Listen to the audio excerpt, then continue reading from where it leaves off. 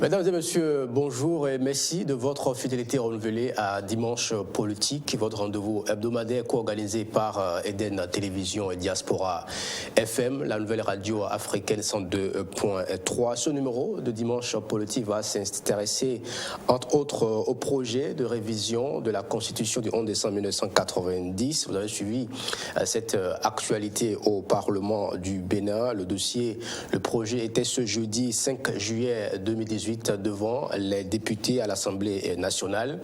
Après un premier vote pour la recevabilité du projet qui est passé avec une majorité de députés ayant voté le oui, le second vote qui devrait sceller la révision de la Constitution a été immédiatement entamé. On retiendra in fine que l'unique alternative possible est le référendum. Dans ce numéro de Dimanche Politique, vous suivrez justement l'analyse de notre invité, de l'invité de Dimanche Politique, du sort justement que les députés de l'opposition ont réservé à la proposition de loi portant amendement de la Constitution, les différentes réformes mises en œuvre par le gouvernement du président Patrice Talon et les revirements jurisprudentielle de la Cour de Maître Djogbenou, la gouvernance politique et l'actualité de notre invité seront également abordées. Comme à l'accoutumée, c'est James William Gbagidi, mon confrère, qui va lever un coin de voile sur la personnalité politique que nous recevons ce jour dans Dimanche Politique. James William Gbagidi, bonjour. Bonjour à vous, Tranquilla Kadbenotin. Bonjour à tous nos amis auditeurs sur Diaspora FM et téléspectateurs sur Eden Télévision.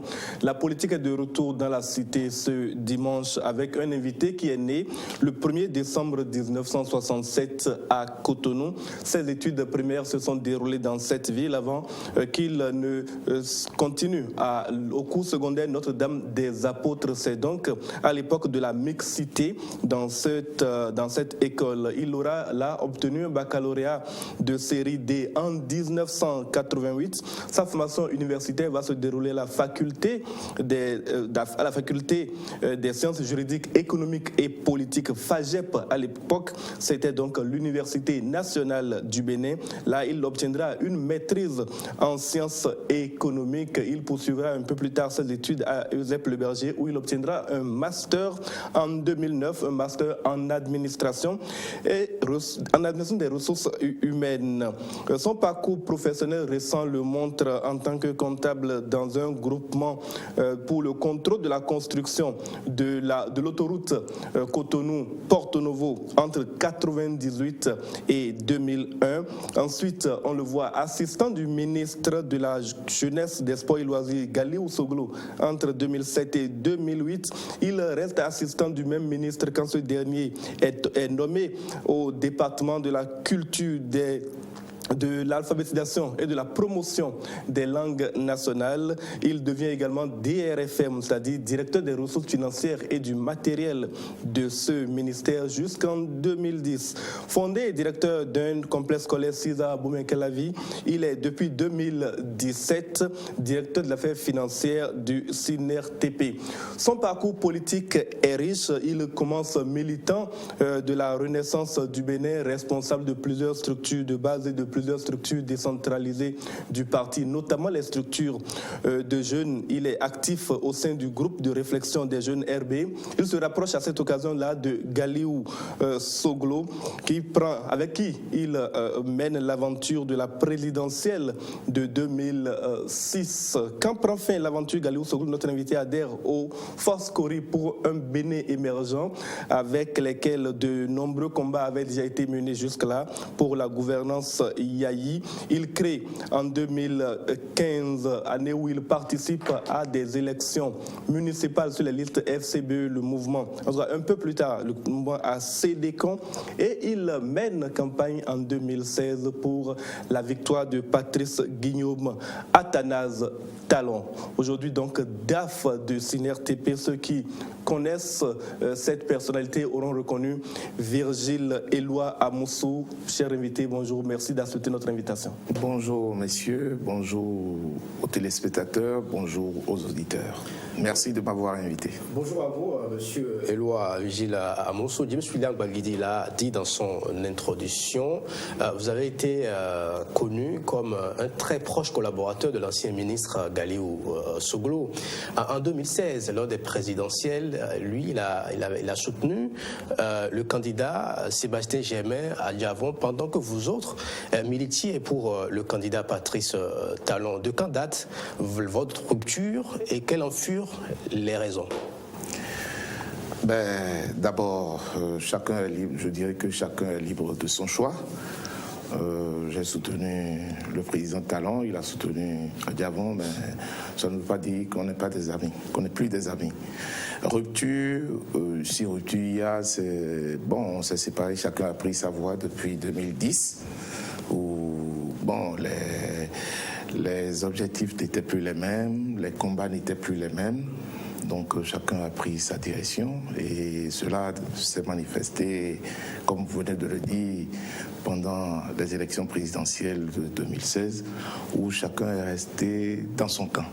Et pourquoi le choix que vous avez porté sur Patrice Talon? Oui, après mieux réflexion, comme vous l'avez dit tout à l'heure dans votre présentation, j'ai fait avec les Foscori. J'ai été même candidat aux élections municipales en 2015 sur la liste Cori dans le 8e arrondissement de Cotonou.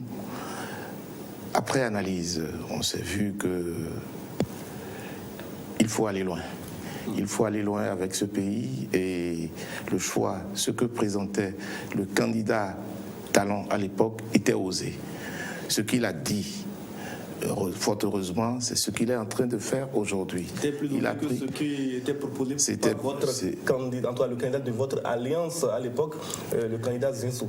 C'était plus osé. Je ne vais plus refaire l'histoire. Vous avez vu tout le cafouillage qui avait eu lieu au moment du choix du candidat de FCBE. Mais bien avant ça, nous, on a déjà pris du recul par rapport à tout ce qui se faisait.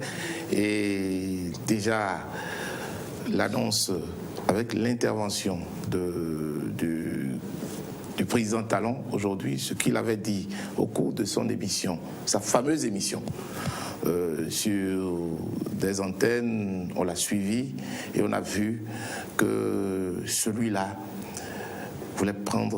avait le courage.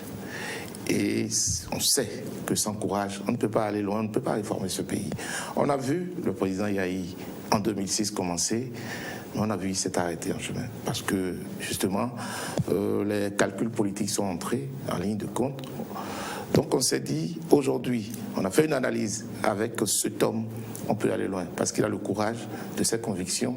Et de jour en jour, il nous démontre effectivement qu'il a ce courage, parce que il va droit dans ses bottes, il a enclenché un certain nombre de réformes. On voit tout ce qui se fait aujourd'hui. C'est difficile, mais comme on le dit, on ne fait pas d'omelette sans casser les œufs. C'est difficile, mais c'est le Bénin qui en sortira grandi demain. Tout ce qui se fait aujourd'hui, tout ce qui se met en place, parce qu'on a passé des dizaines d'années à entrer dans des contorsions, à ne pas faire ce qu'il fallait faire comme on devait le faire, parce que c'est la politique, parce qu'on voulait avoir des voix, parce qu'on voulait gagner une élection. Donc, quand il faut sanctionner, on ne sanctionne pas. Quand il faut prendre des décisions, on ne les prend pas. Quand il faut trancher, on ne tranche pas. C'est ce qui a amené notre pays. Je me rappelle, il fut un temps, vous avez suivi tous, quand le président Yahi, président d'alors, a fait une marche contre la corruption. On avait applaudi. Qu'est-ce que ça a donné par la suite? Il y a eu plein de dossiers de corruption. Donc il n'y avait pas de conviction dans ça. C'est pour ça que nous pensons que nous avons fait un bon choix.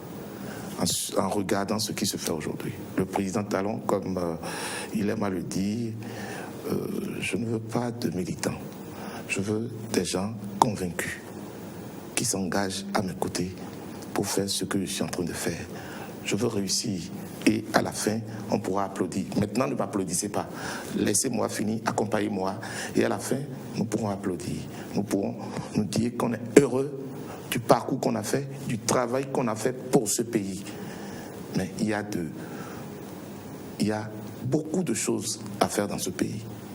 Le chemin sera long, difficile. Mais on y arrivera si on a la conviction que ce qu'on est en train de faire est bon pour ce pays. Donc c'est pour ça que j'ai opté pour le candidat avec certains amis, beaucoup. On a travaillé sur le terrain à Cotonou, dans certaines villes à l'intérieur du pays. J'étais superviseur de campagne dans l'Atlantique, exactement. On a fait du bon boulot parce que notre candidat est aujourd'hui le président de la République. Je me réjouis et c'est ici le lieu encore une fois, de féliciter tous les amis, tous les camarades avec qui on a mené le combat. Et c'est ce combat qu'on a continué aujourd'hui dans la coalition Bénin en route, ceux qui ont porté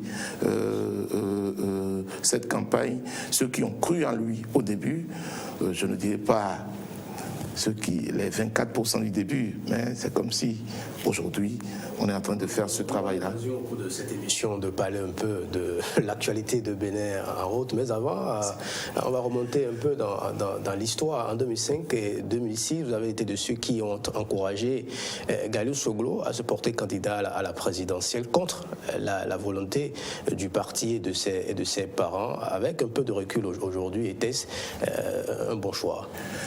L'histoire nous donne raison. L'histoire nous donne raison avec ce qui se passe aujourd'hui à la Renaissance du Bénin. Peut-être qu'on a vu trop tôt. On a vu trop tôt ce qui allait se passer.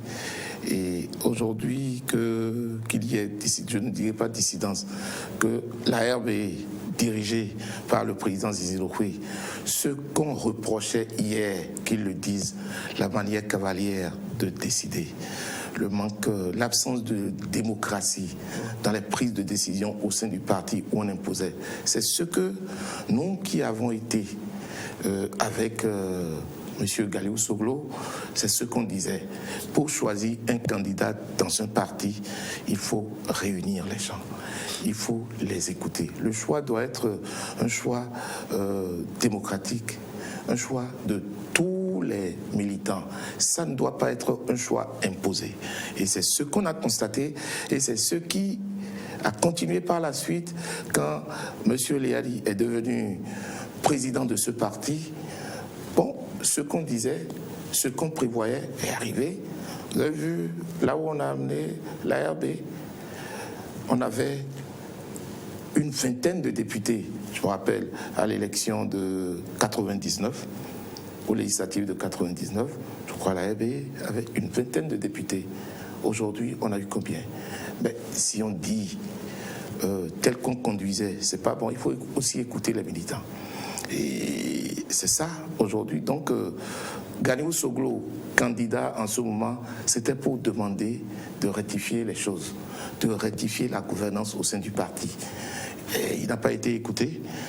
Bon, on a fait notre chemin. S'il fallait reprendre, bon, c'est pas tellement une question de famille. Il y a plein de militants qui nous avaient suivis dans ça. Et aujourd'hui, comme je le répète, je le martèle, les faits nous donnent raison aujourd'hui. L'histoire nous donne raison que la RB était mal gérée par le gouvernement. Tout à l'heure, sans embâche, que la Renaissance du Bénin est dirigée par M. Abraham Zizi Dokwe. Pourtant, le dossier est pendant devant la justice. Je ne rentrerai pas, excusez-moi, dans ce débat, mais pour ce que je sais aujourd'hui, c'est M. Abraham Zizi Dokwe qui parle au nom de la RB et on voit... On a quand même vu des communiqués signés par Léadi Soglo qui se réclame toujours également président de la Renaissance du Bénin. Il faut laisser la justice faire son travail et puis que la vérité triomphe. Voilà. Alors, Monsieur Éloi Amoussou, quels sont vos rapports aujourd'hui avec Galiou Soglo qui pratiquement a disparu de la scène politique?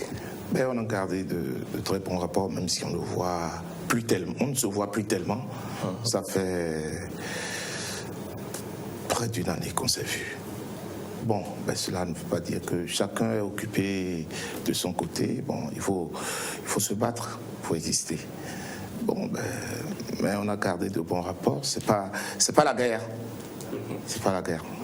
Voilà, c'est ce que je peux dire. Vous avez été nommé par le chef de l'État en tant que directeur des affaires financières au SNER-TP je l'ai dit par le chef de l'État, preuve de gratitude politique ou de reconnaissance de compétences avérées.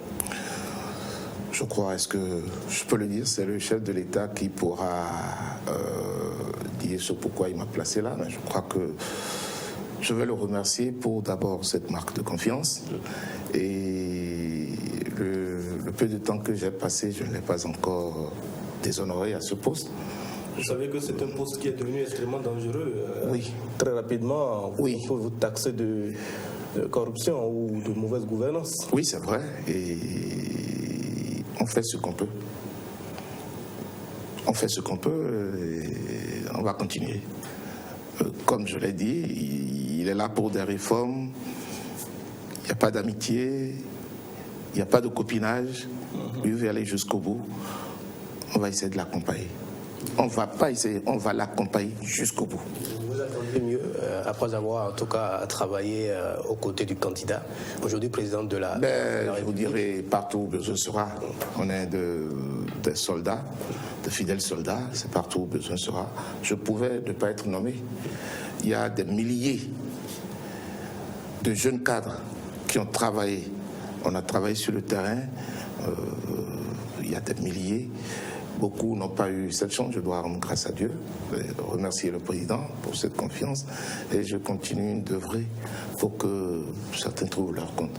Donc je suis peut-être, excusez-moi, un privilégié parmi tant d'autres. Je dois, là où on m'a mis, je crois déjà que c'est l'essentiel. Attendre mieux, c'est Dieu qui décide. Monsieur Loamoussou, nous allons parler maintenant d'actualité politique, notamment de ce sujet-là qui est devenu le chou gras de l'actualité nationale ces derniers jours. C'est le projet, ou surtout, plus précisément, la proposition de loi portant amendement de la Constitution du Bénin. Vous avez vu comme nous le sort que les députés ont réservé à cet amendement. Avant d'aller dans les détails, déjà, avez-vous été surpris par la tournure que les événements ont pu prendre au niveau de l'Assemblée nationale, où désormais, à cause de la non-obtention de la majorité qualifiée, il est nécessaire de procéder à un référendum pour que cette révision soit définitivement adoptée? Surpris, non. Mais heureux, oui. Heureux parce que j'ai constaté que les débats ont évolué. Évolué dans ce sens qu'il y a un an, quand le président a introduit son projet d'amendement, projet de révision de la Constitution, alors que c'est quelque chose qu'il a martelé quand il était candidat. Les points qu'il avait mis dans son projet de révision de la Constitution, il a toujours dit. Ceux qui l'ont rejoint après son élection savent qu'il allait aller là. Et on n'a pas compris comment on pouvait rejeter cela. On n'a même pas permis, ça n'a pas dépassé même l'étape de la recevabilité. C'est pour ça que je dis aujourd'hui, je suis heureux. Parce que la politique politicienne, vous savez, ça ne fait que retarder notre pays. Nous sommes en retard sur beaucoup de plans. Des pays qui sont sortis de guerre sont aujourd'hui devant nous. Je ne citerai pas, je ne donnerai pas de nom. Ils sont très loin devant nous. Parce qu'ils ont su dépasser certaines choses. Ils ont su transcender un certain nombre de choses. La politique politicienne ne permettra pas le développement de ce pays. Et ça, là, chaque jour que Dieu fait, on s'en rend compte. Mais on ne veut pas se départir de ça. Parce que c'est porté par Pierre, Paul, Jacques, je ne me reconnais pas dedans, je vais tout faire pour bloquer. C'est ce qui a été le cas pendant le rejet du projet de loi de révision que le président avait introduit. Je suis heureux aujourd'hui que la proposition des 8 députés au moins est dépassée. Ça, c'est déjà une victoire. Est dépassée l'étape de recevabilité et de prise en considération. ça a obtenu les 3/4. Ça veut dire qu'il y a une grande avancée par rapport à ça. Et je sais, connaissant un peu, voyant un peu comment ça fonctionne à l'Assemblée, les 8 et les autres députés qui ont voté oui pour cette proposition se disaient aussi qu'ils luttaient. Ils ont lutté pour qu'au moins une étape soit franchie, pour peut-être aller au référendum. En fait, je ne comprends pas. Peut-être pour le premier débat au niveau de la recevabilité, les députés peuvent être méfiants parce qu'ils se disent, ils ne savent pas ce que après ça va donner. La méfiance peut s'installer à ce niveau. Mais dépasser l'étape de la recevabilité, on peut se dire maintenant, on met la balle à terre. Parce que le seul enjeu, c'est le Bénin. Si on reconnaît que notre pays a besoin d'un certain nombre d'outils, a besoin d'un certain nombre de lois pour son développement, pour aller de l'avant, on doit se surpasser, quitter, se départir d'un certain nombre d'intérêts politiques pour ne viser que l'État béninois. Qu'est-ce que je veux dire par là? Les 4 points forts qui constituent la charpente de cette proposition de loi. Sur lesquels nous reviendrons en détail. Tout à l'heure, on reviendra en détail sur ces éléments, comme l'a dit. Mais sur ces 4 points forts, je ne sais pas, comme vous l'avez dit, on reviendra en détail, ce qui peut faire polémique à ce niveau. Pourquoi on peut rejeter une proposition par rapport à ces points-là, qui sont clairs? Il n'y a pas de politique en cela. Je ne sais pas, comme vous l'avez dit, on reviendra. Mais vous voulez dire quelque chose? Vous voulez ajouter quelque chose? Non. Avant l'introduction du projet à l'Assemblée nationale, le Parlement a quand même pris une très bonne initiative, notamment les députés, en organisant un séminaire autour des différents articles, un séminaire organisé dans l'un des hôtels de la place et présidé par le président de l'Assemblée nationale lui-même, sur le code électoral et d'autres. Et comprenez-vous pourquoi l'opposition a voté contre? Serait-ce une volonté de bloquer systématiquement le processus? C'est ça qui justifie, c'est ça, je parle de, c'est de ça, je dis tout à l'heure, j'ai parlé de politique politicienne. Si, comme vous le dites, on a fait tout ça là. Il y a eu ce séminaire. Au cours de ce séminaire, je crois, tous les députés ont participé. Ils ont compris le bien fondé, la quintessence de la proposition de loi. Ils en ont débattu. Ils ont échangé sur ça. Il y a eu un travail qui a été fait en commission.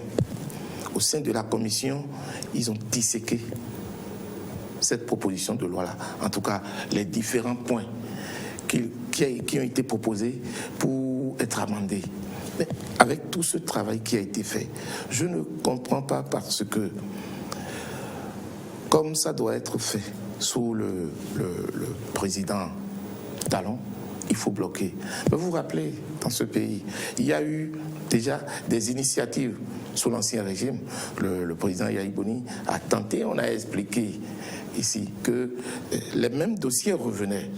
La Cour des comptes qu'il fallait introduire sous le président Yahya Boni, et certains qui se retrouvent aujourd'hui dans une position contre cette proposition défendaient à corps et à cri ce projet de révision introduit par le président Yahya Boni. Ou est-ce que c'est parce que ça vient aujourd'hui sous le président Talon qu'on ne veut plus ça, alors que c'est les mêmes points exactement qu'ils ont défendus hier? C'est de l'absurdité.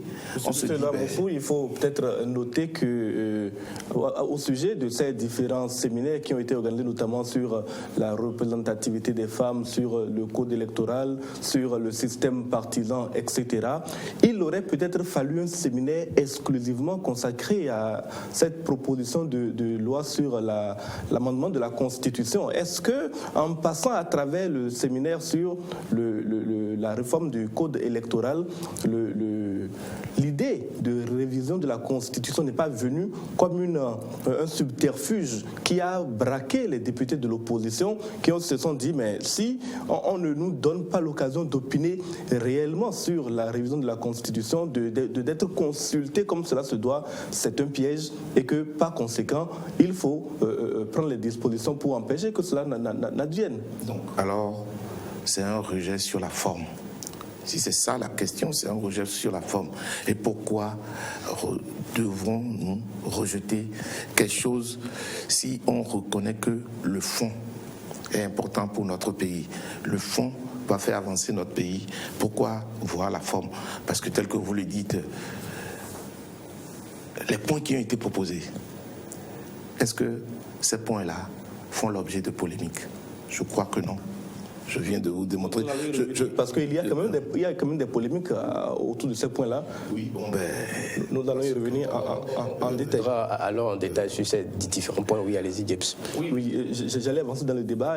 On a vu le vote au niveau du Parlement. On sait ce que chacun a voté. Et à cette occasion-là, on a constaté que le député Mohamed Ataou Renouho a donné aux procurations, vous savez dans quelle situation il est en prison, il a donné procuration à un député de la majorité parlementaire pour voter en faveur donc de cet amendement, de cette proposition d'amendement. Est-ce que sa situation d'aujourd'hui peut expliquer son changement d'option par rapport à ce qu'il a fait il y a un an quand il votait contre la prise en compte du projet de révision de la Constitution? Je ne saurais le dire, mais je ne crois pas. Je ne pense pas plutôt que ça doit être ça. C'est un responsable, M. Ataou. Et comme on le dit, seuls les imbéciles ne changent pas. Peut-être qu'il a évolué entre-temps dans sa manière de voir, dans sa compréhension aujourd'hui. Parce que le test dont il s'agit aujourd'hui est porté par ses collègues. Donc peut-être qu'il a eu l'occasion d'échanger avec eux et il a compris. Il a compris l'importance de cet amendement et c'est pourquoi il s'y est adhéré.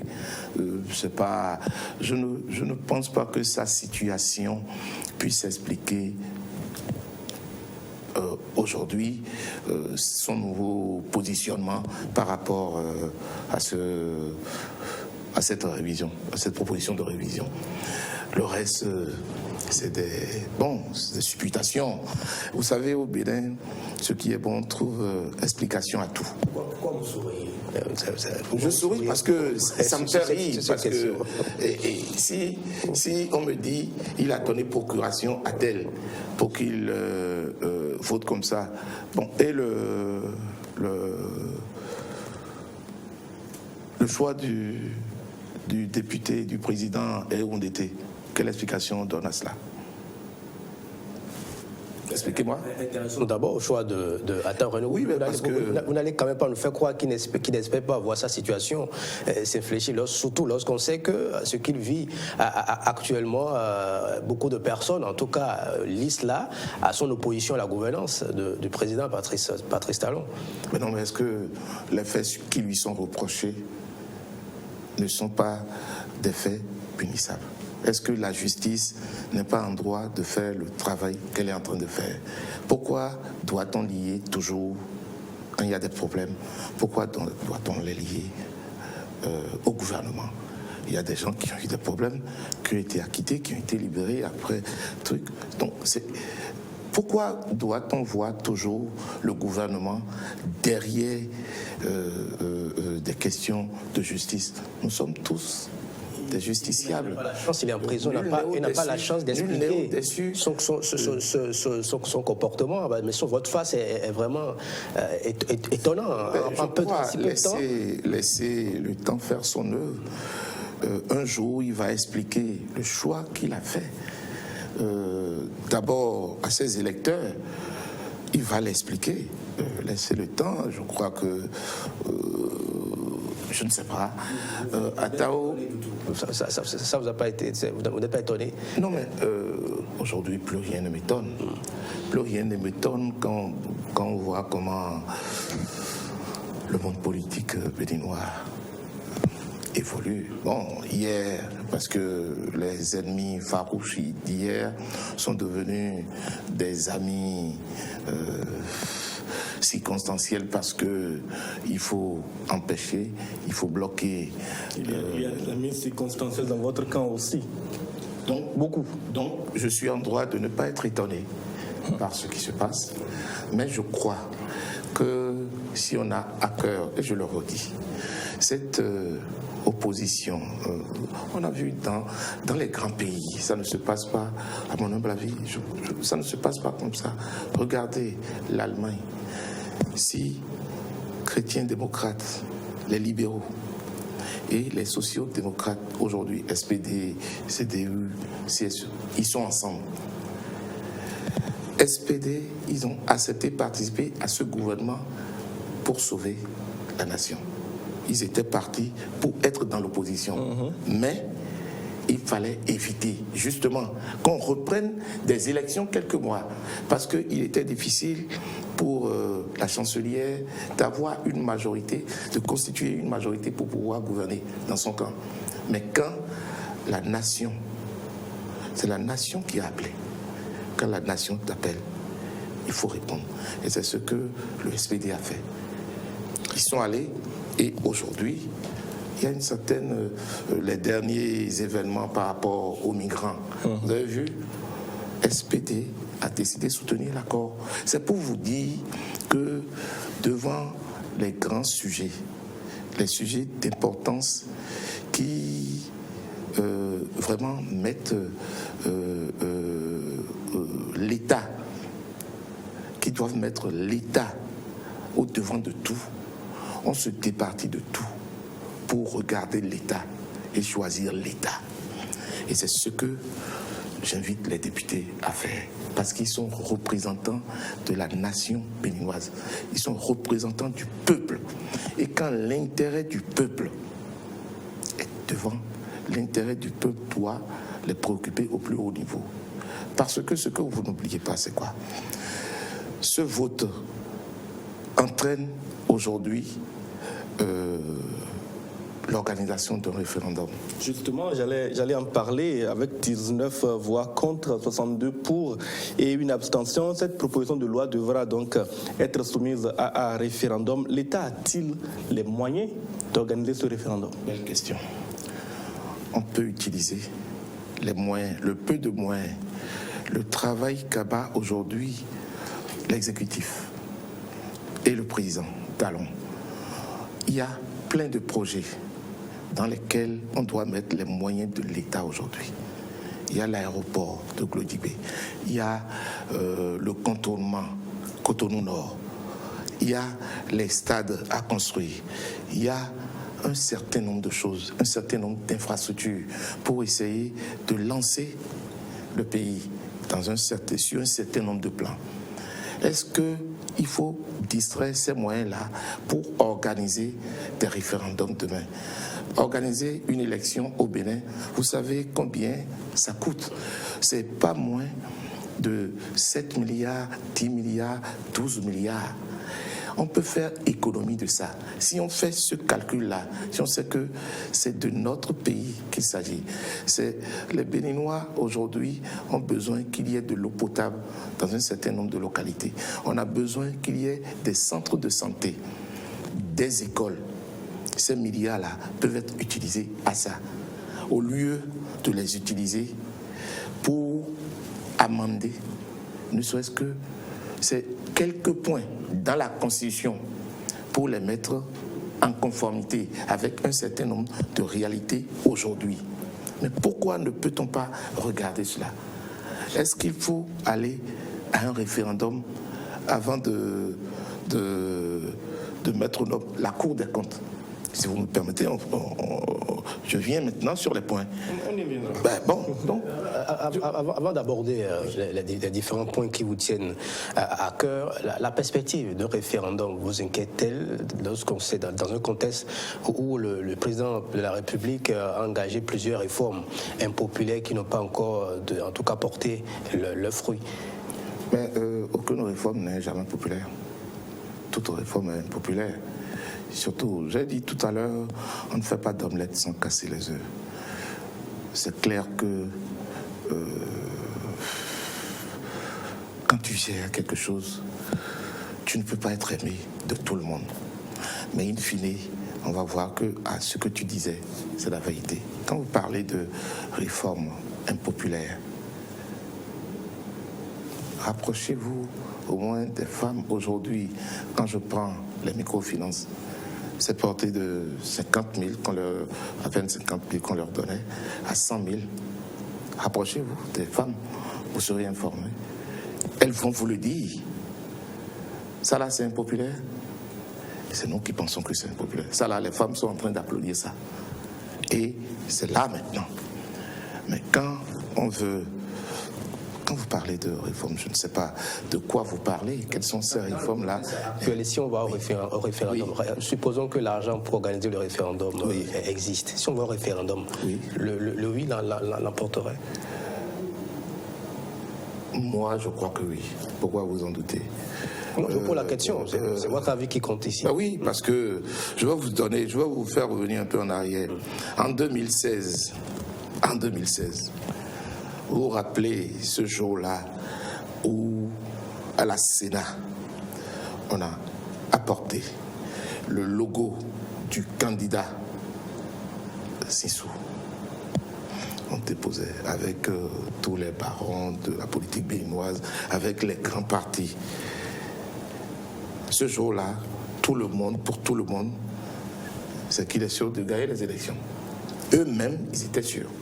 Parce qu'avec ce qu'ils ont, l'artillerie qu'ils ont, mais le peuple est le détenteur du pouvoir. Et laissez le peuple se prononcer. Vous ne pouvez pas dire aujourd'hui ce que le peuple va dire demain. Laissez le peuple se prononcer. Vous avez peut-être pas comme nous. Vous n'avez pas l'avantage comme nous d'être sur le terrain. Nous sommes des journalistes. Nous sommes des journalistes sur le terrain, absolument. Pas comme nous le sommes. Nous sommes à vos adversaires politiques, mais nous posons des questions qui préoccupent les populations. Non, c'est vrai, vous êtes des journalistes. Que le oui ou le non, pas ça ne nous intéresse pas. Non, vous êtes des journalistes, mais tel que nous le faisons, vous ne le faites pas comme nous. Est-ce que vous parce que pas que c'est plutôt je vais vous dire quelque chose, je vais vous le souffler. Je reviens toujours en 2016 pour vous dire, nous, déjà, quand on a fini de déposer les candidatures, après la validation par la Cour constitutionnelle, nous, on est conscient que notre candidat va gagner. Par rapport au travail qu'on faisait sur le terrain. Nous, on était sur le terrain. On était dans les hameaux. On était dans les villages. Vous êtes encore donc, dans le DAF, vous n'avez plus le temps d'être dans les hameaux. Qui vous le dit? Qui vous le dit? Ce qui est certain, votre coalition va appeler à voter oui à ce référendum s'il a lieu, effectivement. Revenons rapidement maintenant sur les points qui vous intéressent. Commençons par le couplage des élections. Ça fait partie des éléments qui ont motivé ce projet ou cette proposition de loi portant amendement de la Constitution. Pourquoi le couplage des élections devient-il nécessaire et pourquoi maintenant? Pourquoi vous ne voulez pas qu'on fasse des économies pour ce pays? Tout à l'heure, j'ai expliqué qu'une élection, c'est au moins 7, 10, 12, voire plus de milliards. Le couplage, vous ne pensez pas que ça nous permettrait, prenez en 13 ans, si je compte à partir de 2019, jusqu'en 2000, je crois, il y a 2021, les présidentielles. 2026, il y aura d'autres présidentielles. Si je compte en 13 ans, on aura au bas mot une dizaine d'élections. C'est-à-dire, 2019, il y a les législatives, 2020, il y a les municipales, 2021, il y a les présidentielles, 2023, il y a encore d'autres législatives, 2025, il y a les municipales, 2026, il y a les présidentielles, ainsi de suite. En 10 ans ou en 13 ans. Regardez si on doit mettre même à 5 milliards pour l'organisation d'une élection. si c'est près d'une dizaine d'élections, ça fait 50 milliards qu'on aura mis sur 13 ans, rien que pour les élections. C'est de notre démocratie. Le coût peut être géré autrement. C'est pour ça le couplage est important. Le couplage, parce qu'ils ont proposé quoi? Ce qui a été proposé, c'est simple. En 2019, si c'était accepté, on organise les élections législatives et puis on ramène les municipales. En 2021, on organise des élections présidentielles. Maintenant, à partir de 2026, donc les législatives, les députés vont bénéficier d'une rallonge de 2 ans. À partir de 2026, toutes les élections seront organisées. D'abord, l'avantage, c'est quoi? On n'aura plus à reprendre des listes électorales en permanence. Parce que déjà, pour reprendre des listes électorales, il y a COSLEPI, il y a des démembrements dans les communes, et dans les arrondissements, il y a des démembrements. Tout ça là, tout ce déploiement coûte de l'argent pour le contribuable béninois. Tout ce déploiement coûte de l'argent pour le budget national. On met tout ça là en place. Donc, chaque année, ou peut-être 2 ou 3 ans, chaque 3 ans, on fait ça, on reprend la liste. Alors que si on couple ces élections, je prends l'exemple tel que ça a été proposé en 2026, si on organise les 3 élections ensemble, on aura fait une économie de 2 élections. C'est-à-dire quoi? Si je prends une élection doit coûter au bas mot 5 milliards. L'économie serait de 10 milliards. Les 10 milliards, on ne peut pas les utiliser pour faire quelque chose de bien parce qu'on n'aura plus à reprendre la liste électorale. La même liste qui aura servi pour les municipales sera la même pour les législatives et les présidentielles. Donc, il n'y aura plus d'argent à mettre. Mais ça, là, peut nous servir. L'autre côté, vous savez, en période électorale, l'activité est au ralenti. L'administration ne fonctionne pas. Ça, là, il faut le reconnaître. Est-ce que nous allons passer toujours notre temps à être en élection alors qu'il faut mettre l'administration au service du développement? L'administration doit servir le développement de ce pays. Il faut travailler. Sanctionner ces cadres-là qui abandonnent leur service pour aller sur le terrain politique. Comment vous pouvez les sanctionner? Est-ce qu'on peut les sanctionner ici? Ils sont absents au poste, ça peut se constater. Si un cadre, justement, si un cadre est absent au poste, voilà, à la fin du mois, vous n'allez pas fait la position sur son salaire. Empêcher, et si cette mesure vous n'allez pas empêcher un cadre d'aller en congé, de prendre ses congés. Il n'y a pas de problème, mais pas aux heures de travail, c'est pas possible. Vous n'allez pas, alors que si pendant cette période-là, l'État a besoin de lui sur un dossier donné, un dossier important, comment on va faire? Ce n'est pas nécessairement aux heures de travail. Il y a aussi cet aspect-là. Le cadre va demander ses congés, va insister pour les avoir, pour aller les utiliser sur le terrain. L'administration décide de quand les congés sont octroyés. Oui, mais l'administration ne peut pas repousser ad vitam aeternam. Mais repousser après les élections, pourquoi pas? Vous avez le droit. L'administration ne peut pas dire non aujourd'hui et dire non. Le cadre, il est mis, les tests sont clairs. Il a droit à un congé puisqu'il bénéficie de 24 jours plus un mois de congé. On ne peut pas envoyer tous les fonctionnaires en congé au même moment. Non, c'est pour vous dire que ce n'est pas nécessairement on laisse le boulot. Maintenant, il y a de l'autre côté, ils vont toujours trouver une échappatoire pour aller le faire. C'est clair. Mais on peut... Donc, tout ça là, mis ensemble, on peut faire économie de tout ça là pour le développement de ce pays.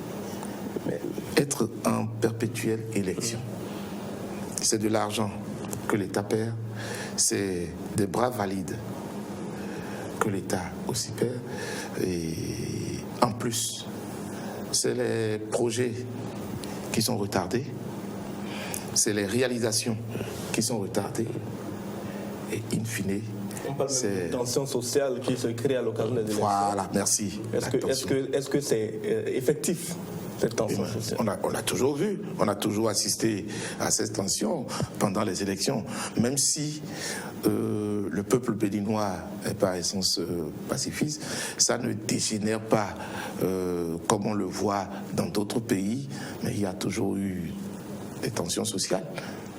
Il y a toujours eu des tensions sociales. Donc tout ça là, mis ensemble, on croit que on vient de rater une occasion d'aller loin pour le développement. Je crois les députés, les 19 ont raté une occasion de servir la nation, quelle que soit leur conviction politique, s'ils mettent la nation béninoise au centre de leurs intérêts. Ils devaient, je crois, ils devaient voter pour ces amendements-là de la Constitution. Monsieur Éloi vigile à Monceau sur la question du couplage des élections. Le législateur, en décidant en 1990 de ne pas aligner le mandat des députés sur celui du président de la République, entendait quand même faire jouer à l'institution, que le Parlement, son rôle de contre-pouvoir. Avec des changements de majorité parlementaire en cours des mandats présidentiels, ne pensez-vous pas que le changement de paradigme que va impliquer le couplage des élections risque de mettre à mal notre démocratie? Mais est-ce que toutes les mandatures des députés de l'Assemblée nationale qui sont passées, l'exécutif n'a jamais contrôlé, n'a jamais eu de majorité à l'Assemblée nationale? Toutes les mandatures qui sont passées, on a vu depuis l'UBF, on a vu l'UBF sous le président Kérékou, avec le président Bulou Amoussou. Pendant un certain temps, l'exécutif contrôle toujours l'Assemblée pour faire passer. On a vu FCBE sous le président Yahi. Aujourd'hui, on voit le BMP, bloc de la majorité parlementaire, avec le président Talon. Donc, ce décalage-là,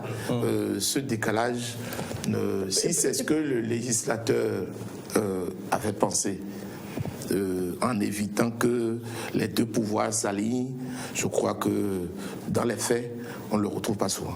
Oui, mais il y a eu des périodes. Les deux pouvoirs se sont alignés. Les deux pouvoirs n'étaient pas alignés aussi. C'est-à-dire que pendant les 5 ans du mandat de tous les chefs d'État que nous avons connus, il y a eu une période où l'Assemblée nationale a changé de couleur, voilà, et puis le président de la République ne pouvait plus prendre des décisions et gouverner comme bon lui semble. Et cela, l'action de contrôle de l'action gouvernementale qui est assignée à l'Assemblée nationale pouvait être mieux appliqué. Mais si du début du mandat jusqu'à la fin, c'est la même majorité qui est en place, est-ce qu'on ne risque pas d'avoir une classe politique, surtout une Assemblée nationale monocolore qui applaudit jusqu'à la fin du mandat d'un chef d'État, sans même que le contrôle de l'action gouvernementale ne soit effectif?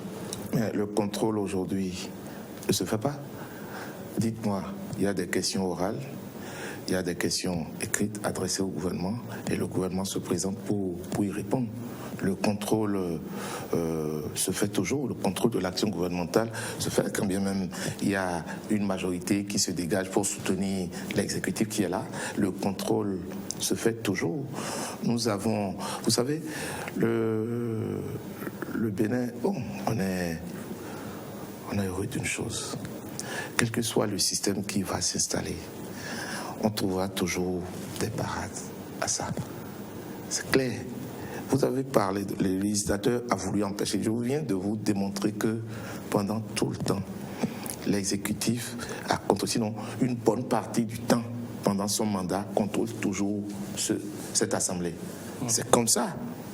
Le président Talon est élu. Il n'avait pas de députés autour de lui, assez de députés de parti autour de lui pour son élection. Mais il a su constituer une majorité au Parlement aujourd'hui. Et ce sera toujours la même chose. Donc, cette raison qu'on peut donner pour éviter qu'il y ait couplage parce que l'Assemblée va s'aligner sur l'exécutif n'est pas fondée. L'Assemblée aujourd'hui et l'exécutif vont dans le même sens, voient les choses de la même manière, puisqu'il y a une bonne majorité. Le BNP, ça fait près de 60 députés ou plus, qui appuient le gouvernement aujourd'hui, qui soutiennent le gouvernement. Donc, on ne va pas dire que parce que les élections seront couplées et automatiquement le gouvernement aura une majorité mécanique. L'opposition fera toujours son travail. Mais c'est le peuple qui décide. Est-ce que vous pensez que le peuple va nécessairement donner la majorité au président élu? Parce que, n'oubliez pas, les élections législatives, c'est aussi des hommes qui sont dans des circonscriptions données. N'oubliez pas, il y a assez mûr pour faire la différence. Surtout si les élections se déroulent ensemble, c'est-à-dire j'ai voté pour un président de la République, je voterai probablement pour la liste qu'il soutient ou des députés qu'il soutient. Dans la proposition qui a été faite, quand on dit les élections vont se dérouler ensemble, est-ce qu'il est dit que c'est le même jour? Je ne sais pas encore. Mais ça peut être dans une période de 90 jours, ils vont organiser les élections. Rien ne vous dit que c'est le même jour que les 2 élections ou les 3 élections vont se tenir. Est-ce qu'ils ont déjà dit ça? Ça, c'est la loi maintenant qui va organiser ça. Et attendons qu'on finisse cette étape pour aller à une autre étape avant de voir ce qui se fera. Mais toujours est-il que, même si les élections se déroulent ensemble, il faut avoir été candidat pour comprendre ce que je suis en train de dire. Les électeurs votent aussi par rapport à leur fils. Il faut aller sur le terrain pour voir. C'est leur fils. Le président, on a voté pour le président. Mais maintenant, on veut voir, c'est notre fils qui est tête de liste, c'est notre frère qui est tête de liste. Dans cette circonscription-là, je voterai pour lui, parce que c'est mon frère. Le frère peut être sur une liste opposée aux listes du chef de l'État. Il peut passer. Donc, je voudrais vous dire par là que, même si c'est couplé, cela ne donne pas automatiquement une majorité mécanique après les élections au président de la République qui est élu. C'est des analyses qui ne sont pas... Bon, on va... c'est vite aller en besoin que de faire de ces analyses-là. Mais cela dit, est-ce que cela fondamentalement peut nous amener à ne pas voir ce qui est bon pour notre pays? Les avantages, il faut peser les deux. Les avantages qu'il y a à voter ces amendements-là, à voter cette proposition de révision. Et les inconvénients. Les inconvénients, si ce n'est que ça, alors que le peuple peut faire économie par rapport aux élections, économie d'argent, économie par rapport aux hommes. Tout ça là. Et maintenant, se consacrer aux tâches de développement. Parce qu'au lieu d'être toujours distrait, au lieu de se mobiliser toujours pour les élections, je vais vous dire que juste hier, pendant que le vote se passait à l'Assemblée, si vous devez faire le tour de l'administration, je crois que pendant cette période, beaucoup de cadres ne travaillaient pas. Je crois. Ils étaient parce qu'il n'y a plus de télé maintenant tellement dans l'administration, mais ils doivent avoir leur radio, leur poste radio pour suivre ce qui se passait. Donc ça veut dire qu'on a mobilisé des gens juste pour ce débat-là. Le temps qu'ils ont passé à suivre, ils auraient dû le passer à travailler sur des dossiers. C'est un débat quand même qui engage le pays. Je veux dire le jeudi, quand ce débat-là se menait. L'autre aspect, c'est la question de la représentativité des femmes. Le président de la République n'y a toujours pas fait attention. Sur mon regard, les différents gouvernements qu'il a formés, la configuration de son gouvernement, n'est-ce pas une raison suffisante pour l'opposition politique de crier à l'opportunisme politique? Mais pourquoi vouloir quelque chose et son contraire? Vous reprochez au président de la République de ne pas avoir beaucoup de femmes dans son gouvernement. Maintenant... Nous faisons une observation. Oui, l'observation, beaucoup l'ont fait. Maintenant qu'on veut mettre dans la Constitution cela, on veut l'inscrire dans la Constitution pour peut-être obliger le président de la République à le faire, obliger le Parlement à le faire, à avoir cette loi-là. Sinon, si cet amendement passait, de 5 ou 6 députés femmes aujourd'hui à l'Assemblée, aux élections peut-être de 2019, on aurait eu une trentaine de femmes. Le chef de le président de la République, s'il vous plaît, attendez, permettez-moi d'aller jusqu'au bout de mes... Oui, mais parce que le président, rien ne l'oblige aujourd'hui à le faire. Rien ne l'oblige. Il n'y a aucun test. C'est pour vous dire, non, écoutez, il a mis des femmes à des postes importants. Peu. Très peu. Ne regardez pas le nombre, regardez ce qu'elles apportent aujourd'hui dans ce gouvernement. Mais comme ça, au cas de législative, on dira que pour voir la qualité des femmes, et donc en conséquence on n'en positionne pas suffisamment sur, sur la liste. Aujourd'hui, si on met ça dans une loi, qui plus est une loi fondamentale qui s'impose à nous tous, on est obligé de s'y conformer. Je ne sais pas si vous voyez ce que je dis. Quand on va commencer par... Je vous ai dit tout à l'heure de 5 à 6 femmes aujourd'hui environ qu'il y a... Seulement 7, oui, en effet. 7. Dans cette assemblée, on passerait à une trentaine de femmes. Et ce qui me surprend le plus, excusez-moi, oui, j'ai eu cette opportunité de travailler avec le président Yahi passé, parce que je suis resté aux côtés d'un ministre. Il passait des fois du temps à dire aux femmes, je vous aime, vous êtes belles. Si ça l'a été vrai, comment comprendrait-on que ceux qui sont avec lui aujourd'hui ne voteraient pas quelque chose ne voteraient pas une loi tendant à la promotion de la femme. Une loi. On parle de quota. Si les femmes sont si belles, il les aime comme il le dit. Mais ceux qui sont avec lui aujourd'hui doivent pousser cet amendement-là. Donc on ne comprend pas. Là, il y a...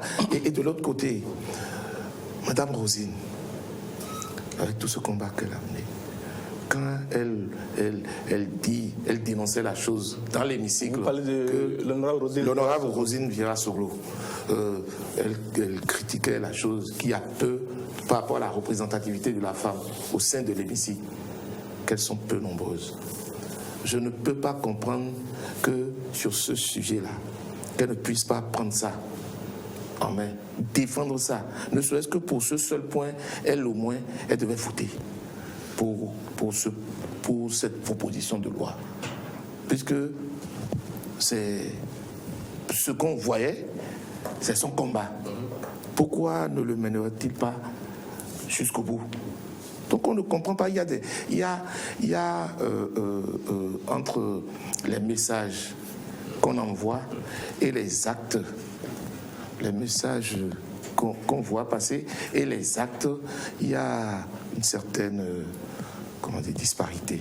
Oui, mais vous, Éloi Moussou, vous auriez accepté, dans le cadre de législative ou de communale, de céder votre place qui vous revenait presque ou peut-être de droit sur une liste ou celle que vous avez occupée en 2015 à une femme parce que la loi impose désormais que ce soit comme ça? Si la femme travaille comme moi sur le terrain, si je la vois tout le terrain se battre. Aujourd'hui, est-ce que les femmes travaillent autant que les hommes sur le terrain? Bon, ben, c'est vous qui pensez qu'elles ne travaillent pas. Elles sont sur le terrain. Je n'ai pas dit. J'en vois beaucoup. J'en vois beaucoup. Elles sont sur le terrain, elles travaillent. Juste ce qui reste, c'est de leur donner cette opportunité. Parce que ce qui se passe, c'est que le pouvoir aujourd'hui étant détenu par nous les hommes, pour le positionnement, d'abord on se privilégie. C'est ça. Maintenant que quand cela va entrer dans une loi fondamentale, on va y prêter attention. Donc c'est par rapport à ça, est-ce qu'on peut rejeter ça?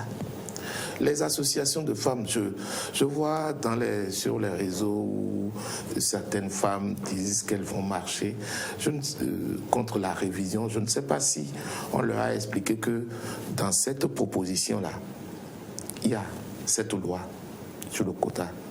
Si elles ont vraiment compris, elles doivent plutôt marcher pour que les députés votent oui pour cette proposition de loi. Elles doivent se mobiliser pour amener les députés à voter. Cette question précise, faut-il vraiment toucher à la Constitution là où la volonté, la seule volonté des acteurs peut jouer? Et l'autre chose, est-ce que M. Eloi Vigile Amousou est prêt à laisser par exemple son épouse aller à une réunion politique jusqu'à 1h du matin ou 2h du matin?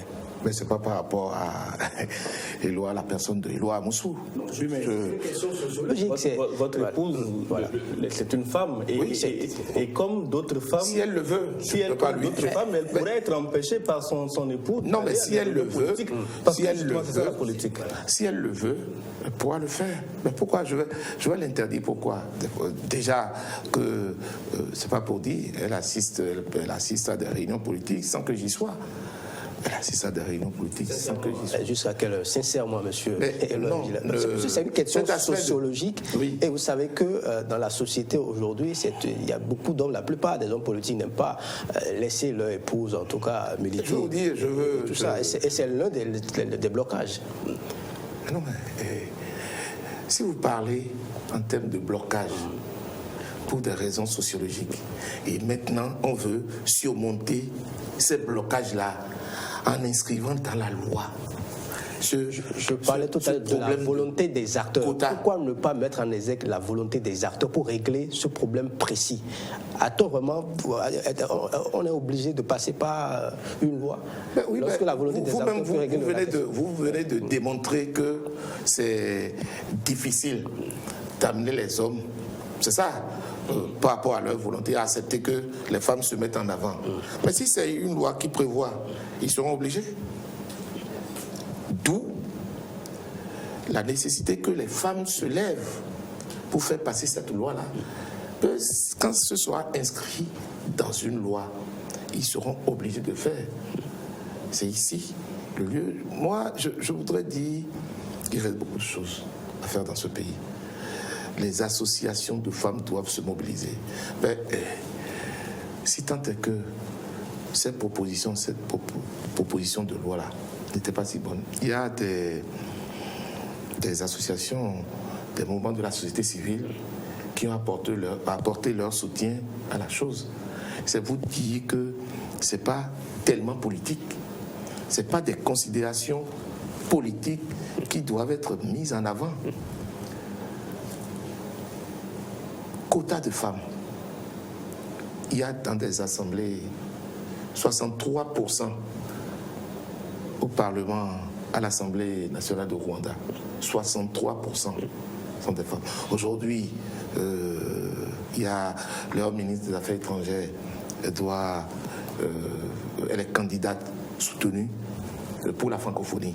C'est une femme. Ils ont deux têtes. C'est des Africains, comme nous. On peut le faire aussi. Il y a plein de femmes de ce pays, brillantes, intellectuelles, battantes. Monsieur Lois-Vigila Moussou, nous allons continuer cette émission. Vous estimez également que la Cour des comptes est une nécessité, alors que la Chambre des comptes de la Cour suprême a toujours fonctionné. Elle ne nous a pas encore donné les preuves d'une inefficacité jusqu'à présent. Est-ce que, justement, encore une fois, l'opposition qui dit que ce n'était qu'un prétexte pour une révision opportune de la Constitution n'a pas quelque part raison? Mais ceux qui le disent aujourd'hui, je reviens un peu en arrière. Je regarde toujours, j'essaie de regarder dans le rétroviseur, je leur demande de regarder un peu dans le rétroviseur ou le miroir. Ça fait partie des points qui ont été cités dans le projet de révision envoyé sous le président Yahi à l'Assemblée nationale. Et ils se sont battus pour que ce projet de révision passe. Pourquoi aujourd'hui ce n'est plus leur priorité? Pourquoi? On a parlé de Cour des comptes dans ce pays. Et ce que je peux dire par rapport à ça, ce n'est qu'une simple mise en conformité de nos tests par rapport aux directives de l'UEMOA. Nous sommes pratiquement aujourd'hui le seul pays qui n'a pas de Cour de compte, le Bénin, alors que c'est prévu par l'UEMOA. Cela garantirait plus, d'abord, la gestion transparente au niveau de l'État. Aujourd'hui, le chef de l'État se bat. Quand vous parlez de réforme, la lutte contre la corruption, c'est son premier cheval de bataille. Il est dedans. Mais les déclarations de biens, tout ça là, s'il n'y a pas une structure autonome, une structure responsable, une structure constitutionnelle qui peut aller vérifier les comptes de campagne. Vous voyez ce qui se passe dans les grandes démocraties en France aujourd'hui. La Cour des comptes a fait, après que les candidats aux dernières présidentielles, ils ont déposé leur compte de campagne, ils ont fait minutieusement, ils ont étudié, ils ont vu que certains ont fait des dépassements, et ils ont recommandé des choses. Il faut que cela arrive aujourd'hui dans notre pays. Si on donne les moyens à la Chambre des comptes de faire ce travail-là, plutôt que d'aller créer une Cour des comptes, dans les médias en tout cas. Pourquoi voulez-vous... La Chambre des comptes n'a pas de moyens aujourd'hui. La Chambre des comptes qui est logée au niveau de la Cour suprême fait ce qu'elle peut. Mais elle manque de moyens quand même, et de ressources humaines aussi. Oui, et justement, c'est pour régler ces problèmes-là qu'on veut qu'il est normal qu'on l'érige en cour, qui deviendra une institution de la République, une institution constitutionnelle de la République, qui aura des moyens qui lui sont dévolus.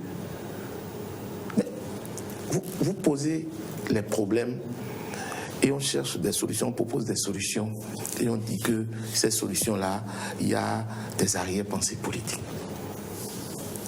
Vous venez de dire que la Chambre des comptes au niveau de la Cour suprême n'a pas les moyens, n'a pas, sinon assez de moyens en hommes, en matériel et autres.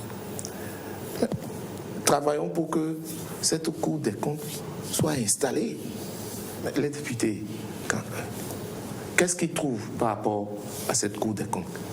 Est-ce que réellement, est-ce que quelque chose justifie qu'ils ne puissent pas, au moins par rapport à ce point? On a parlé du quota des femmes. On a parlé on est en train de parler de cette Cour des comptes. Ça là, qui parmi eux, il y a même des représentants de notre Assemblée nationale au niveau de l'Assemblée de l'UEMOA, ils vont à des réunions. Est-ce qu'ils sont heureux de voir leurs autres collègues députés parler de ces questions-là, où dans leur pays, il y a une Cour des comptes qui fait son travail et que chez eux, et que le Bénin soit en retard? Parce que par rapport à ça, on est en retard. C'est, je crois, depuis 2000 que l'UEMOA a pris cette directive-là. 2000 à 2017. Et nous sommes encore à avoir une chambre des comptes qui est logée au niveau de la Cour suprême. C'est une anomalie. C'est une anomalie constitutionnelle qu'il faut régler. Il faut corriger ça. Mais pourquoi ne veut-on pas? C'est comme si j'ai l'impression que aujourd'hui, notre constitution, c'est comme une Bible qu'on ne peut pas toucher. Les gens font du fétichisme autour de...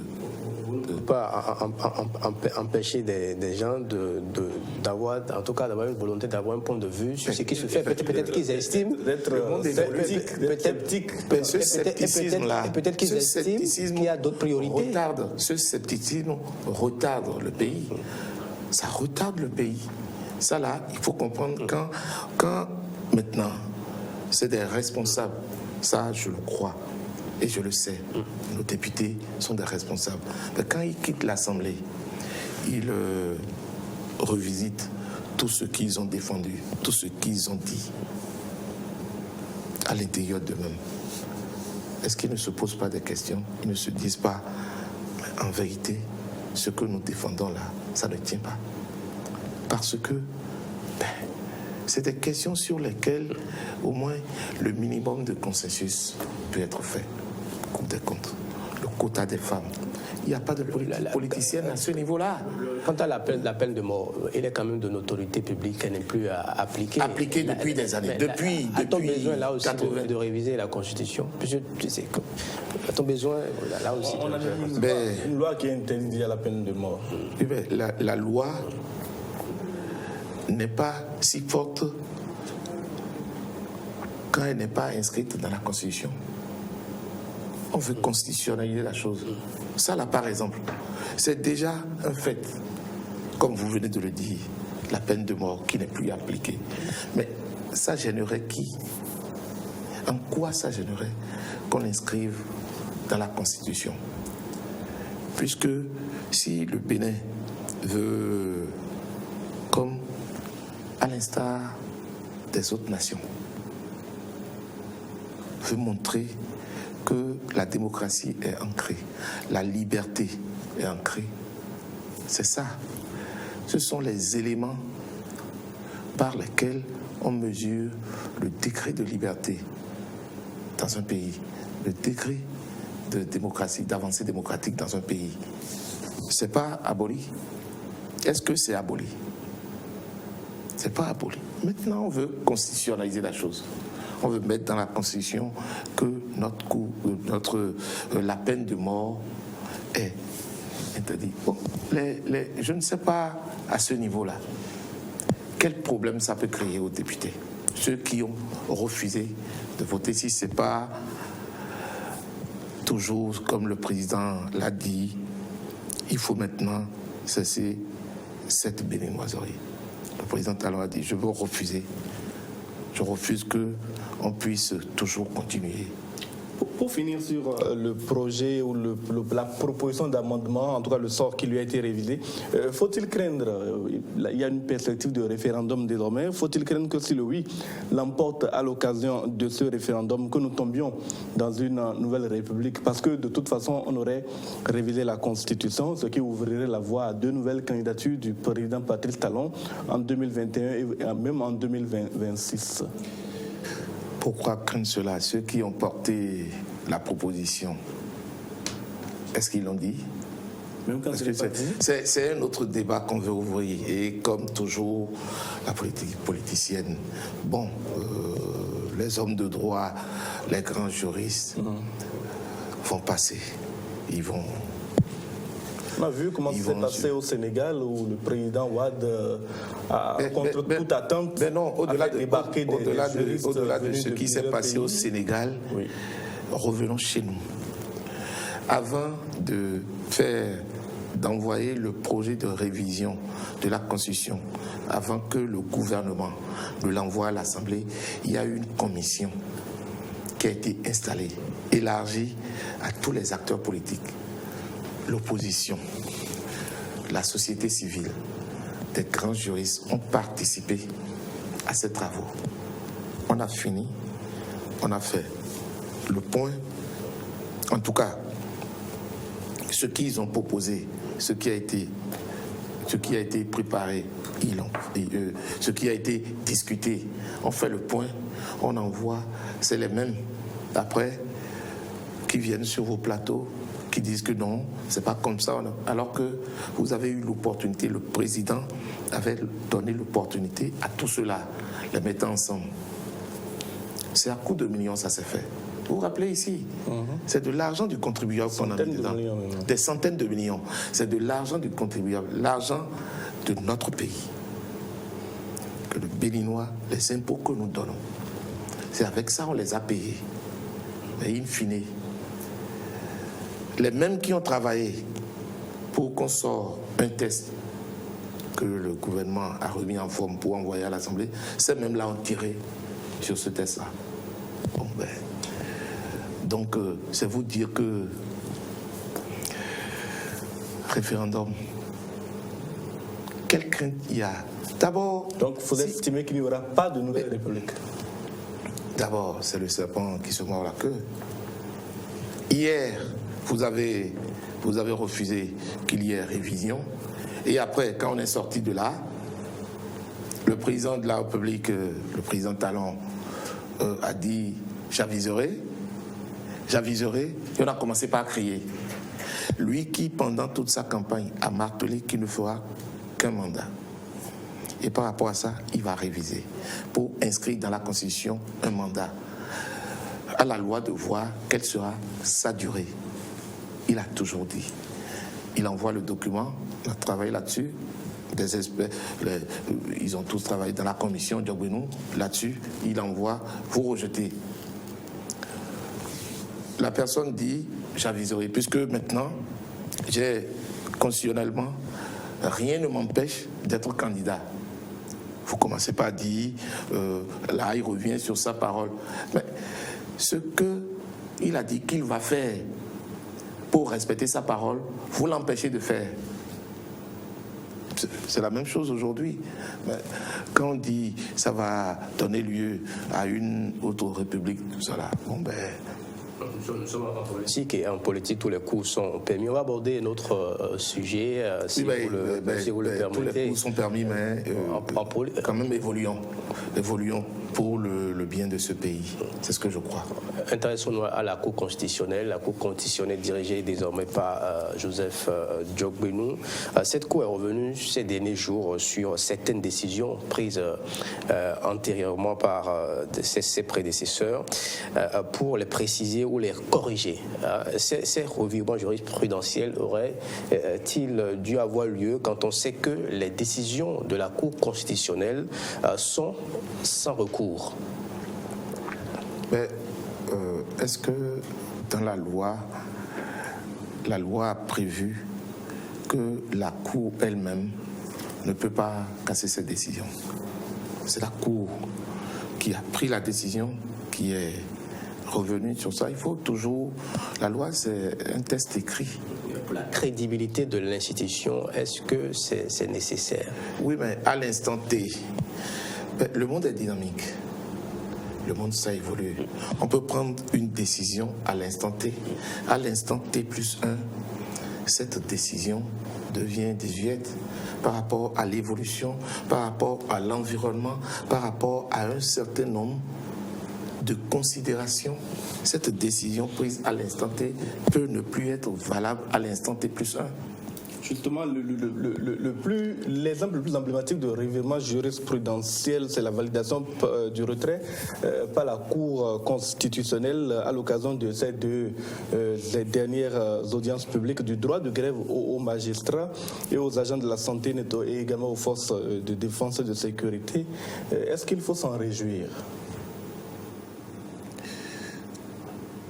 Moi, personnellement, par rapport à ce combat, oui. Je m'en réjouis. Depuis que cette loi a été votée, bon, il faut voir ce qui se passe, les dégâts que ça crée. Quand il y a ces grèves, il y a eu près de 3 mois ou plus de grèves dans les tribunaux. Vous ne pouvez pas savoir Ils sont restés en prison, qui sont à une journée de leur libération. On pouvait les recevoir et les libérer. Les drames que ces trucs-là ont créé dans des familles, vous ne pouvez pas imaginer. Ils ont passé plus de 3 mois parce qu'il y avait grève, juste pour ça.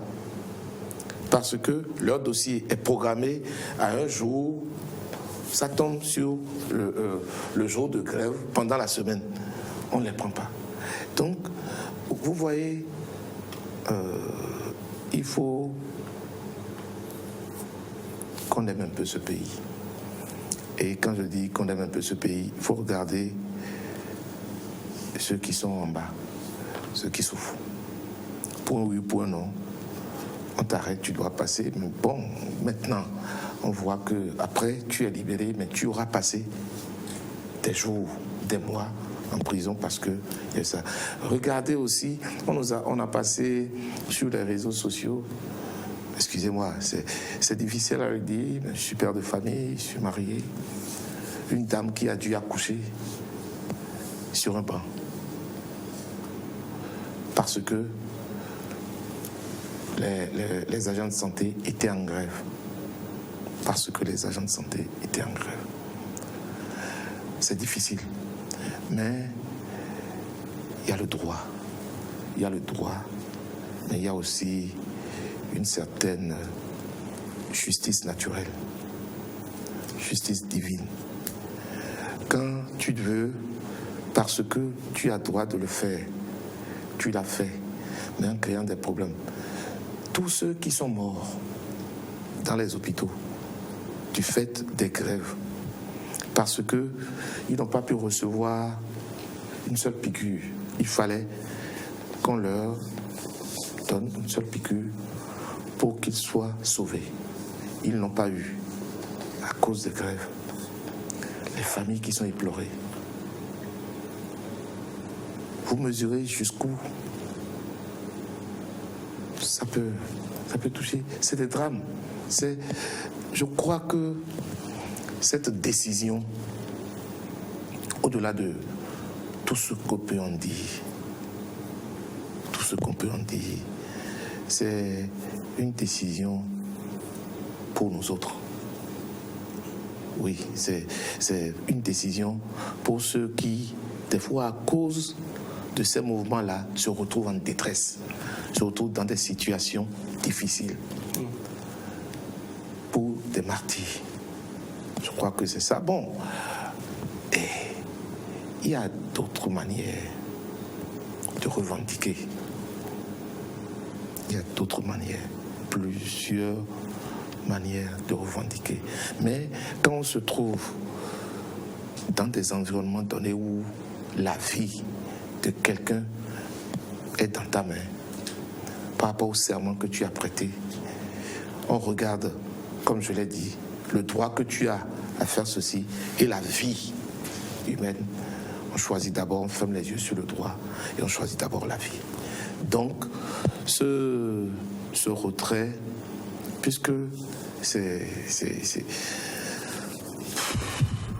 je ne sais pas, parce que ça me touche, ce débat-là, ça me touche profondément parce que j'ai connu des gens, et excusez-moi, qui ont trépassé à cause juste de ce truc de grève-là. On ne reviendra pas sur ces faits, mais on va s'intéresser à quelques mesures prises par le chef de l'État. Vous avez dit il y a quelques minutes que le chef de l'État n'a pris aucune mesure impopulaire, mais récemment, il y a une qui semble être impopulaire. En tout cas, c'est celle qui concerne l'augmentation des frais au niveau des frais de pesage et péage à travers le pays. Ne trouvez-vous pas que cette décision, elle est brutale et un peu excessive? Je crois depuis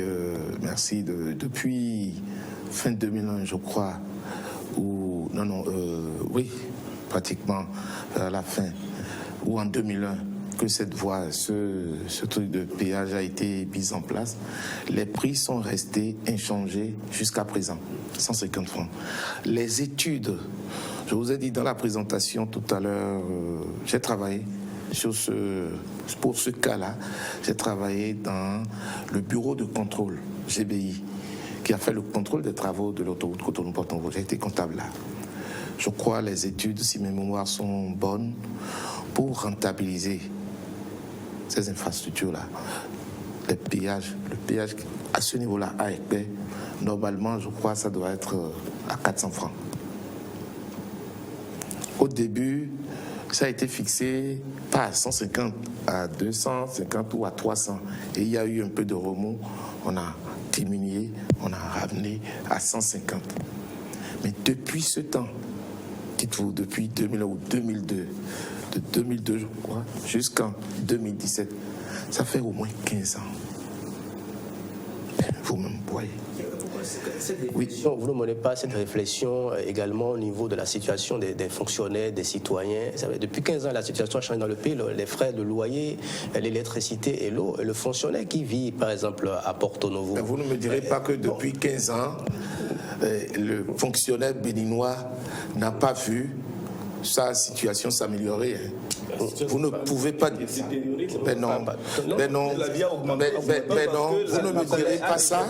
Vous ne me direz pas ça, la situation du fonctionnaire, parce que il y a eu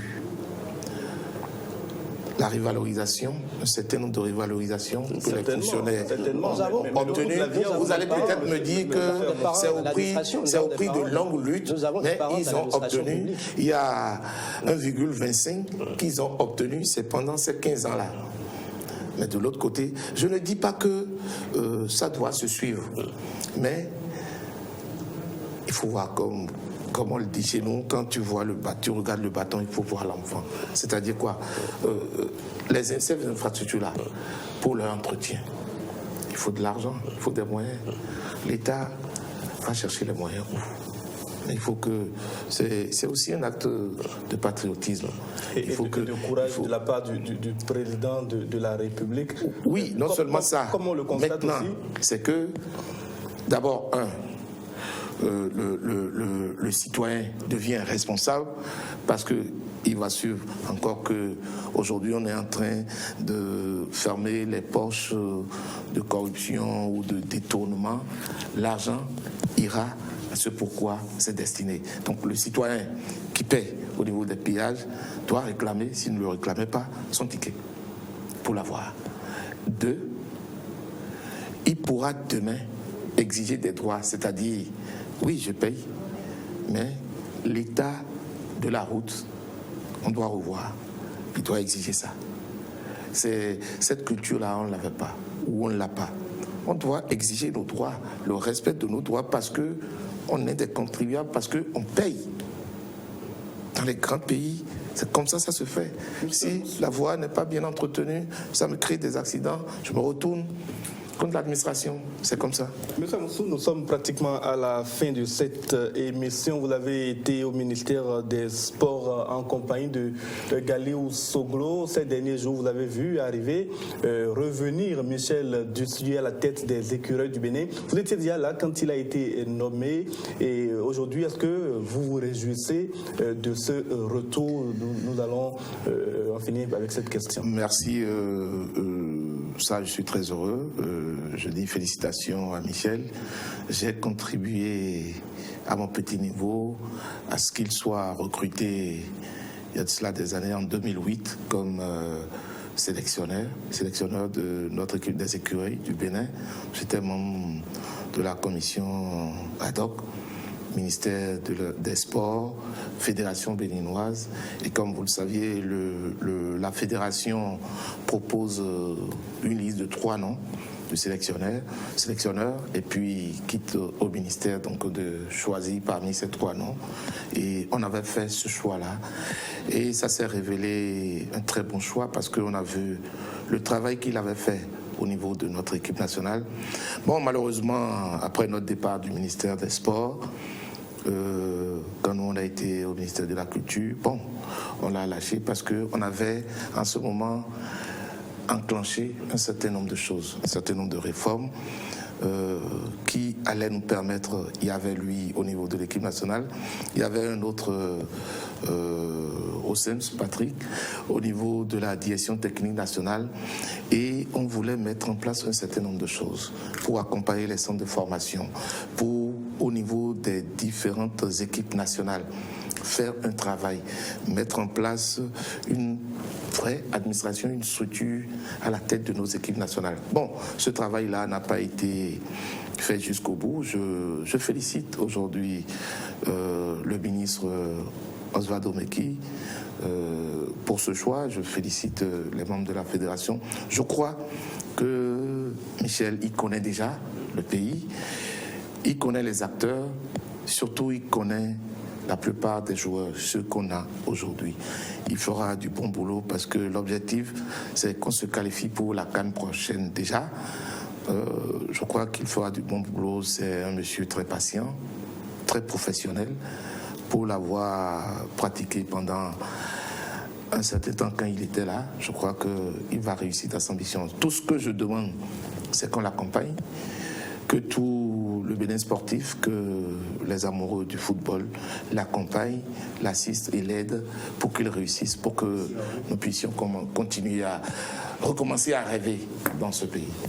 Merci à vous, Éloi Amoussou. Nous vous recevions aujourd'hui pour parler donc de l'actualité politique nationale, de cette proposition d'amendement portant révision de la Constitution. Vous êtes membre de la coalition Bénin en route. Nous avons su que vos relations avec votre ancien ami et mentor Gali Soglo sont demeurées au beau fixe, même si vous ne vous revoyez plus aussi souvent, si vous avez changé de paradigme chacun d'entre vous. Nous avons su également que vous approuvez parfaitement la gouvernance du président Patrice Guillaume Athanase Talon et que les réformes que nous disons, en tout cas que certains disent impopulaires, sont pour vous nécessaires pour que ce pays puisse enfin décoller. C'est donc l'essentiel qu'il y a à retenir des propos de notre invité aujourd'hui, Tranquille à 4 Benot. Merci à vous, James William Baguidi. Ce sera donc tout pour ce numéro de Dimanche Politique en nouvelle diffusion ce dimanche à partir de 21h à 22h sur Diaspora FM, la nouvelle radio africaine 102.3 et mardi prochain à 21h pour le compte de la télévision. Bon, vous qui êtes tout le temps en déplacement, vous pouvez suivre en streaming sur notre chaîne YouTube. Portez-vous bien et à dimanche prochain.